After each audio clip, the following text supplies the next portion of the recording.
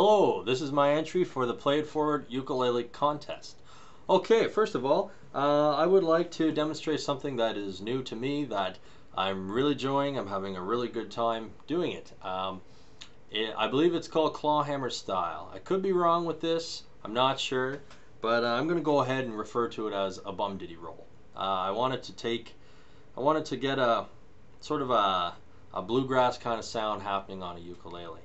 I'm a beginner ukulele player. I've only been playing for maybe about 6 to 8 months, and I've just fallen in love with it. Absolutely adore it. Bum diddy roll, here we go. You have 4 strings. What we're going to do is we're going to play our C chord. Okay? So, A string on the 3rd fret, we have our C. I'm tuned an octave higher, but for simplicity's sake, I'm going to call that the C. So that's my C chord. Now what we're going to do with the right hand, on the A string, bottom string, we're going to use our middle finger and we're going to pluck away, like this. Okay, pluck away. And then strum down all the strings with the middle finger, and then pluck the top string with your thumb. Okay, so middle finger pluck, strum, then pluck with the thumb on the top string.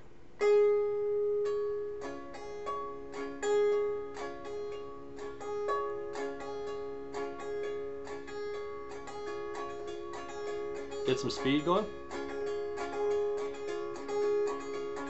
Okay, once you can do that, start lifting your finger on and off of that C chord as you're strumming. Play around.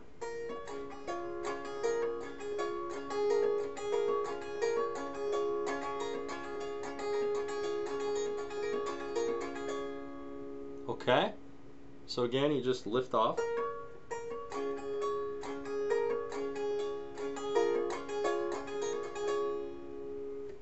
Alright, once you get that, you can start applying it to all the chords that you already know. You can start sort of converting the songs you already know how to play. Just apply this style and technique to it. It's a lot of fun once you get it. It's a very natural motion with your hand once you get it. So you should feel a natural motion. It shouldn't be too awkward. I'd like to play a song. I'd like to just play a verse of a song called Back Home Again by Mr. John Denver. I think he's pretty good. Seems like a good song for this style of music that I was trying to find. I myself, I learned this song before using more of a beginner strumming technique, sort of up and down kind of stuff.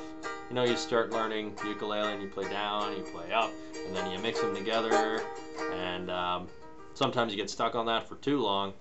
And here we go. Yes, tip number 2. My tip number 2 to everyone is sing. Regardless of whether you sing well or whether you sing horribly, you should always sing. I think it's very important. Singing is the language of the soul. You're expressing your soul. I used to work in a music shop, and when people would come in and just sing, whether they were good or bad, while they played their instrument, I thought that was really great. I think it shows a lot of initiative. I think it's important to just give her and have a good time, because life is too short. Here we go. I'm not a great singer, but I'm going to give her anyways. Okay, Back Home Again, John Denver.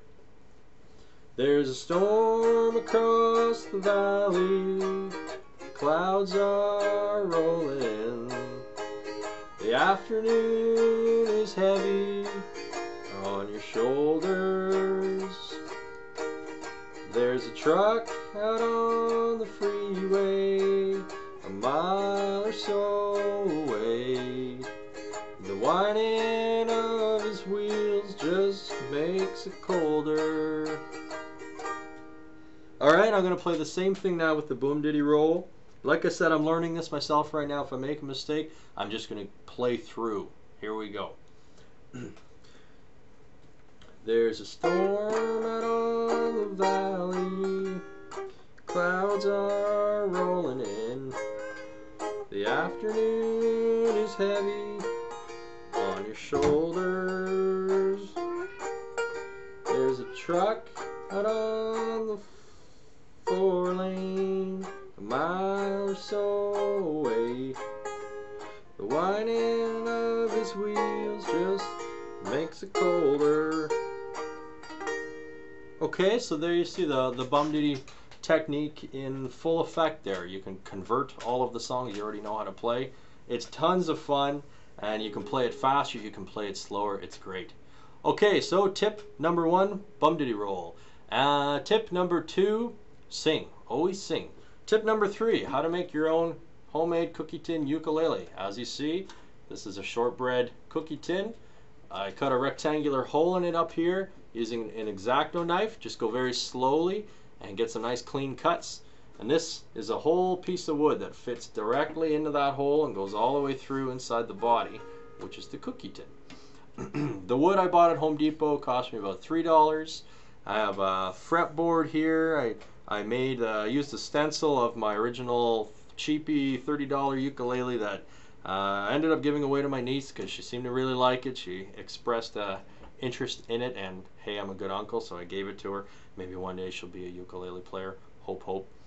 And all you got to do after that, I used a belt sander. I just took this wood down, just leveled it down a bit, drilled some holes, some Grover mandolin tuners, put them on in there, and I have a bone, nut, and saddle. And I used my belt sander again to shape those and shrink them down, because originally they were made for guitar, so they were much bigger. I had to slot my own files. I had to learn a lot about intonation. Let me tell you, it's a bit of a nightmare. And I'm sure you could tell the intonation's not perfect, but for a homemade instrument, I think I did an okay job. Here we have screws. And these screws, you have 2 of them that anchor into that piece of wood that extends all the way through the cookie tin. And then you have 4 screws up top, and that allows you to put your loop end steel strings in there. Alright, so the inside looks like this. Pretty simple, pretty basic, a lot of fun to make, a lot of fun to play. Alright, I'm Rob Pelletier. Cheers, take care everybody.